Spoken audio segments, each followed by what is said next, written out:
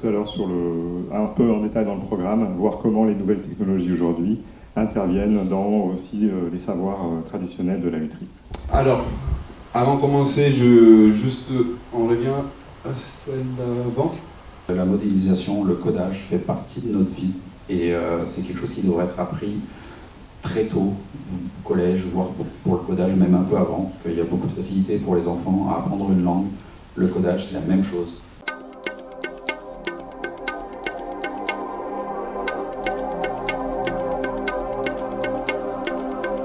Une fois le programme, il va mettre peut-être 2-3 heures pour faire le creusage. Et il fait des concerts dans lesquels il sculpte en fait le son, c'est-à-dire ça ressemble un peu à ce que font des DJ, mais c'est plus créatif à mon sens. Il utilise tantôt des instruments réels, tantôt des groovebox, des synthétiseurs, il programme des séquences et il fait évoluer le son.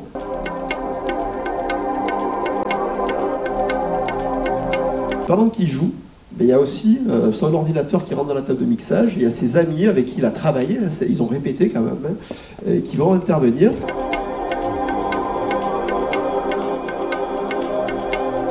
Alors, je sais pas pourquoi il n'y a plus de son, ok, il y a un truc à foirer, tu sais, je peux secouer pour supprimer des objets normalement.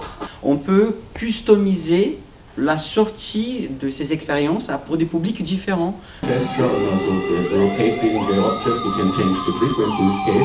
Pour moi, mon rêve, c'est qu'on agisse avec les mains, directement sur les produits et pas avec des rayons, etc.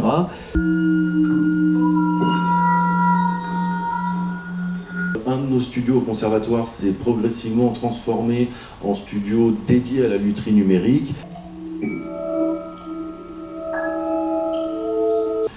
Le fait d'avoir des ordinateurs qui sont capables de jouer un peu tous les sons du monde ont un peu concentré les gens devant les ordinateurs et souvent en solo ou dans des formations très petites.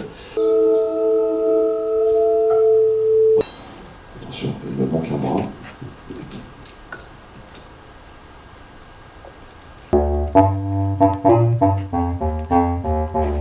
J'alimente un moteur de synthèse qui va produire le son.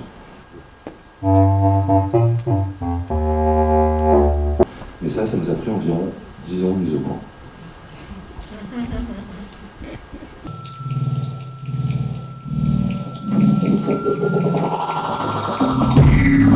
Pourquoi la relation entre geste et son est très importante? Parce que elle est très différente par rapport au monde acoustique. Dans les instruments acoustiques, la relation qu'il y a entre les gestes et les sons, c'est de type causal, c'est-à-dire mon geste, il va directement produire les sons, alors que dans le milieu numérique, ce n'est pas vraiment le cas. Ce qui produit les sons, ce n'est pas le geste, mais c'est un ensemble d'éléments qui sont connectés pour pouvoir générer les sons. La compagnie mécanique vivante a un profil un peu spécial que j'ai créé en 1989. Et on est franchement spécialisé dans les objets qui n'existent pas, où on associe assez étroitement tout le domaine de l'artistique avec celui de la création, je dirais mécanique, mais aussi robotique, puisque c'est beaucoup d'informatique et d'électronique aussi développée à la maison. En ce qui concerne les sirènes, il faut savoir que cet instrument a été inventé au XIXe siècle, en 1820, par le polytechnicien Charles Cagnard de la Tour, et que la sirène était pas du tout l'instrument d'alerte au départ, c'était l'instrument de référence des fréquences acoustiques. En fait, moi, quand j'ai découvert que la sirène, c'était un instrument capable de restituer toutes les chaînes de fréquences, j'ai plus dormi, quoi.